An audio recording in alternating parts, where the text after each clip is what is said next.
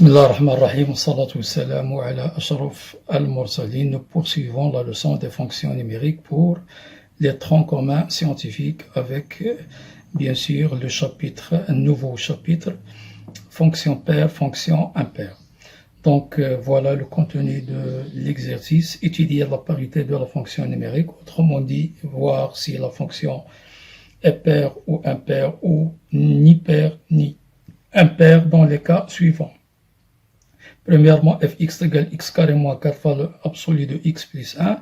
Deuxièmement, fx égale x au cube sur x carré moins 4. Troisièmement, fx égale x valeur absolue de x divisé par valeur absolue de x moins 3. Quatrièmement, fx égale x carré moins x. Cinquièmement, fx égale x cos x sur x carré moins 1. Sixièmement, fx égale valeur absolue de 2x moins 1 moins valeur absolue de 2x plus 1. Le tout divisé par 2, valeur absolue de x moins 1. Septièmement, fx égale valeur absolue de x plus 3 plus valeur absolue de x moins 3 sur 4x carré moins 1. Donc, solution. Avant, bien sûr, de commencer à répondre, donc rappel, une fonction est paire si et seulement si, on a pour tout x, donc je vais utiliser un symbole qu'on va voir l'année prochaine, Inch'Allah. Donc l'inverse de A majuscule, ça veut dire quel que soit, ou bien pour tout. Donc pour tout x du domaine de définition, on doit avoir moins x aussi dans le domaine de définition. On dit que le domaine de définition, bien sûr, est symétrique par rapport à 0. Donc cette condition est indispensable. Elle est nécessaire. Si cette condition, bien sûr, n'est pas vraie, alors pas la peine de descendre, vérifier la deuxième. Donc on dit que c'est une condition nécessaire et non suffisante. Parce que si elle est vraie, donc ça veut dire pas que la fonction est paire, mais on doit voir est-ce que la deuxième est vérifiée. Donc elle s'appelle condition nécessaire, mais insuffisante. C'est-à-dire condition nécessaire et non suffisante. Donc si cette condition, bien sûr, est satisfaite, donc on doit vérifier la deuxième. X et moins x en même image. Autrement dit, f moins x doit être égal à fx. Donc, c'est deux conditions pour que la fonction soit paire. La même chose pour la fonction impaire. On dit que f est impaire si et seulement si le domaine de définition est symétrique aussi par rapport à 0. Donc, quel que soit x dans df, son opposé doit appartenir aussi au domaine de définition. Et bien sûr, la deuxième, f moins x est égal moins fx. Toujours pour tout x, quel que soit x dans le domaine. De définition. Donc c'est ça, bien sûr, la définition d'une fonction paire et d'une fonction impaire. Donc le plus important, lorsqu'on vous demande d'étudier la parité d'une fonction, toujours, il faut commencer par le domaine de définition et voir est-ce que son domaine est symétrique ou non par rapport à 0. S'il est symétrique, vous continuez. Si vous, bien sûr, vous trouvez que le domaine de définition n'est pas symétrique, alors vous vous arrêtez immédiatement et vous déduisez que la fonction n'est ni paire ni impaire. Donc, on va commencer par la première question. On constate que la fonction f est la somme de deux fonctions qui sont définies sur R, la fonction polynôme. Donc, la fonction x a pour image x carré plus 1. Donc, on va commencer par déterminer le domaine de définition. Quoi est égal toujours. Donc, polynôme, et puisque c'est une fonction polynôme, donc, définie sur R. Donc, définie sur R.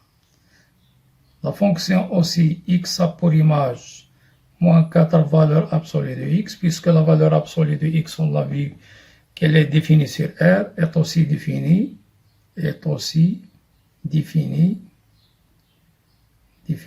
sur R. Donc, f est aussi défini sur R comme étant la somme de deux fonctions définies sur R. Donc f est aussi défini sur R. Autrement dit, tout réel x a une image par f. Il n'y a aucun élément qui ne possède pas d'image. Donc, son domaine de définition, df est égal à R. Et on a vu au cours si le domaine de définition est égal à R, ou bien R étoile. R étoile, c'est R privé de 0. Alors, dans ce cas, le domaine de définition est symétrique par rapport à 0, c'est-à-dire tout élément x de R, bien sûr, son opposé est aussi dans R. D'où, pour tout x de R, son opposé est aussi avec lui dans R. Donc, la première condition est satisfaite, donc on passe à la deuxième condition. Donc, on calcule bien f moins x. Et on le compare avec fx. Si, bien sûr, on trouve f moins x égale fx, alors dans ce cas, f est dispair. Si je trouve f moins x égale moins f de x, alors f est impair. Si je trouve que f il est différent à la fois de fx et de moins f de x, alors la fonction n'est ni paire ni impaire. Donc pour éviter les erreurs dans le calcul de f moins x, je vous conseille d'utiliser bien sûr la ceinture de sécurité des mathématiques, les parenthèses, tout simplement. Donc f moins x à quoi est égal? Si je remplace, donc en mettant bien sûr les parenthèses, donc moins 4 valeur absolue de moins x plus 1. Or, l'exposant et la valeur absolue, ils ont une propriété commune, donc ils font disparaître le moins. Puisque l'exposant est pair, donc il ne reste x carré, et la valeur absolue de moins x, on a vu dans le chapitre des valeurs absolues, est égale valeur absolue de x. Donc, c'est égal 4 valeur absolue de x plus 1. Donc, je vais rappeler ces règles, ces petites règles qui sont très importantes. X à la puissance de p, chaque fois qu'on a un exposant pair, donc moins x à la puissance un nombre pair, est égal x à la puissance de p. Donc, le moins disparaît. La même chose, valeur absolue de moins x, est égal valeur absolue de x. Donc, p, bien sûr, appartient à n. Donc voilà les petites règles qu'on a utilisées. Qu'est-ce qu'on constate? On constate qu'on a trouvé fx. Donc on est parti de f moins x. On a trouvé égal fx, donc f est pair. Donc f est pair. Passons maintenant donc à la deuxième question. Toujours on commence par le domaine de définition. On a un dénominateur. Donc on a vu dans les séances précédentes, il faut résoudre l'équation se trouvant dans le dénominateur. Donc, on a x carré moins 4 égale à 0. Bien sûr, cette équation se résout par trois méthodes. Le discriminant delta, l'identité remarquable, mais on a une petite règle qu'on a vue dans le cours et on a dit que c'est un raccourci en maths, c'est-à-dire cette petite règle, il nous fait gagner beaucoup de temps, elle est rapide, donc on doit l'adopter. Je vais l'écrire tout d'abord. Donc, si on a une équation de type x carré égale a, avec a positive, alors ceci est équivalent, donc les solutions x égale racine de a ou x égale moins racine de a. Pas la peine de perdre du temps dans delta ou bien l'identité remarquable. Donc, appliquons cette règle, donc ceci est équivalent, donc x carré égale à 4. Donc, le rôle joué par A, c'est 4. Donc, directement, les solutions sont racine de 4 ou x égale moins racine de 4. C'est-à-dire x égale à 2 ou x égale moins 2. Donc, une fois on a trouvé les solutions, bien sûr, donc on les exclut de R. Donc, le domaine de définition, c'est R moins. Pourquoi les exclure? Parce que ils nous posent des problèmes. Ils nous donnent 0 dans le dénominateur, et bien sûr, diviser un nombre par 0, ça n'existe pas en mathématiques. Donc, R moins 2. Donc, voilà. Une fois, bien sûr, le domaine de définition calculé, on a déjà dit une remarque très importante dans la classe. Si, bien sûr, on exclut de R un nombre d'éléments avec leur opposé, le domaine de définition reste symétrique par rapport à 0. Autrement dit, pour tout x de ce domaine de définition, son opposé moins x est aussi dans le domaine de définition. Donc on a exclu le 2 et son opposé. La même chose, si on exclut deux éléments avec leur opposé, ils restent symétriques, ou bien trois éléments et leur opposé. Donc, quel que soit x dans le domaine de définition df, moins x est aussi avec lui dans df. Donc maintenant, on va passer à la deuxième étape, c'est-à-dire calculer f moins x. De la même façon, bien sûr, en utilisant les parenthèses, donc moins x le tout au cube sur donc moins x au carré moins 4. Or, l'exposant, il est impair, donc il conserve le moins, donc c'est moins x au cube. Dans le dénominateur, l'exposant est pair, il fait disparaître le moins, donc c'est x carré moins 4. Et bien sûr, ce nombre, c'est moins fx, donc la fonction est impaire. Donc f est impaire.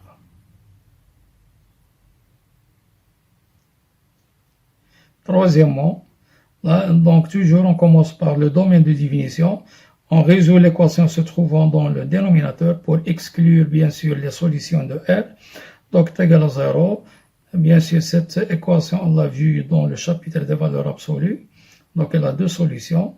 Donc toujours est équivalent. Donc x égale à 3 ou x égale moins 3.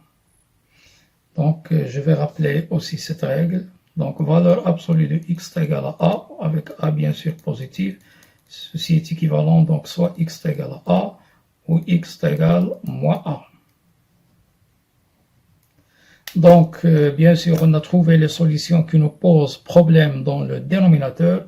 Donc, on doit les supprimer de R. Donc, domaine de définition égale à R moins 3 et 3. La même remarque, on a exclu un nombre et son opposé, donc le domaine de définition reste symétrique par rapport à 0. Donc, pour tout x dans df, moins x appartient à df. Je répète une deuxième fois, j'utilise l'équivalence qu'on va voir l'année prochaine dans la leçon de la logique pour simplifier et être rapide.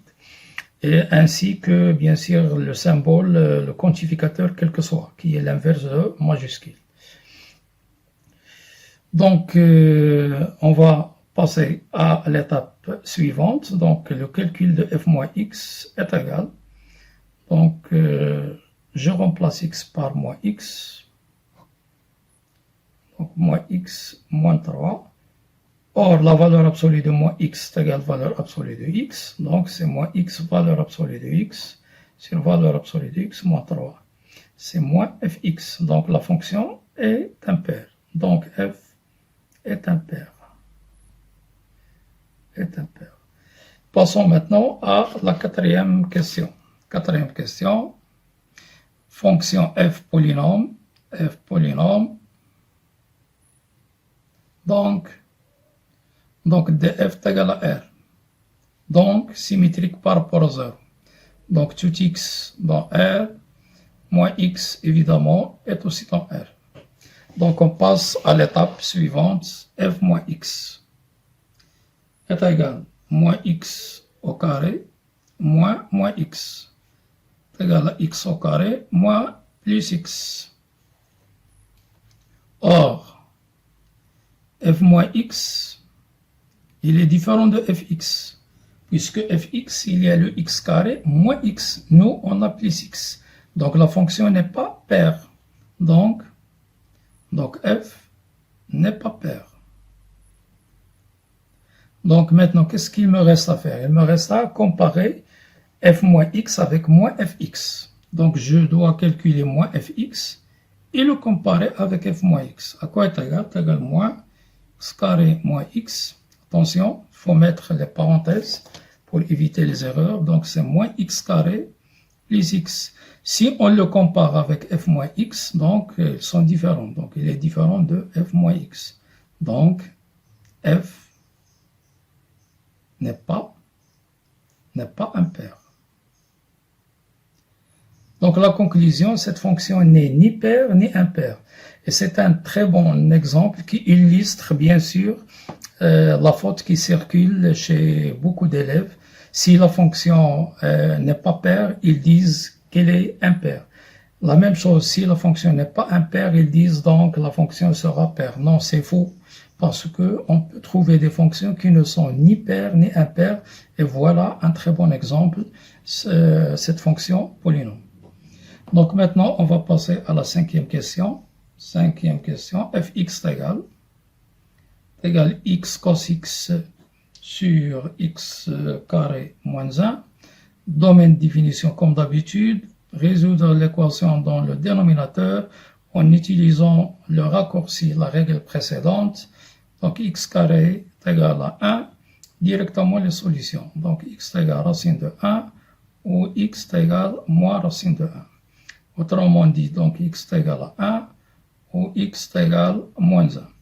Donc, il faut les exclure, bien sûr, de R. Donc, le domaine de définition est égal à R moins 1, 1. Il est symétrique, bien sûr, puisqu'on a exclu un nombre et son opposé.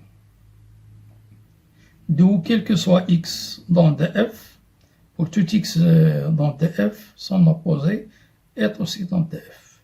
Donc, on passe à l'étape suivante, le calcul de moins x. On remplace x par moins x en faisant bien sûr attention.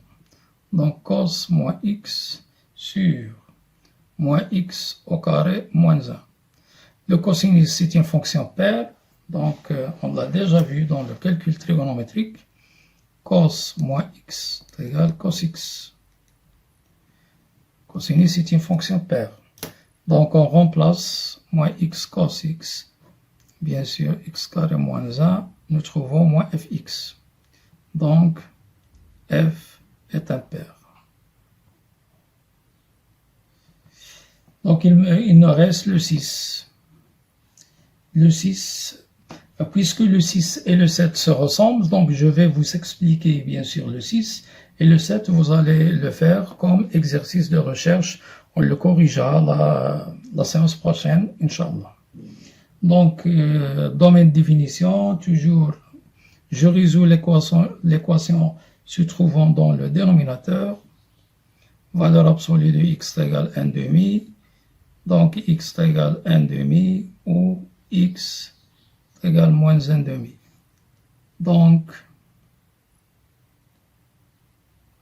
df égale r moins 1 demi, 1 demi. Donc, symétrique par rapport à 0. Donc, tout x dans df, moins x appartient à df.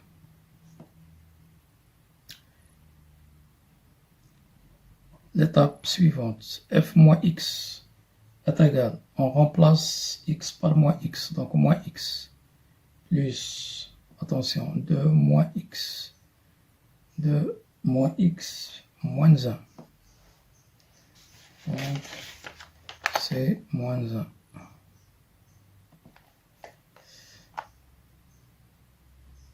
Moins 1, moins 2, moins x, plus 1.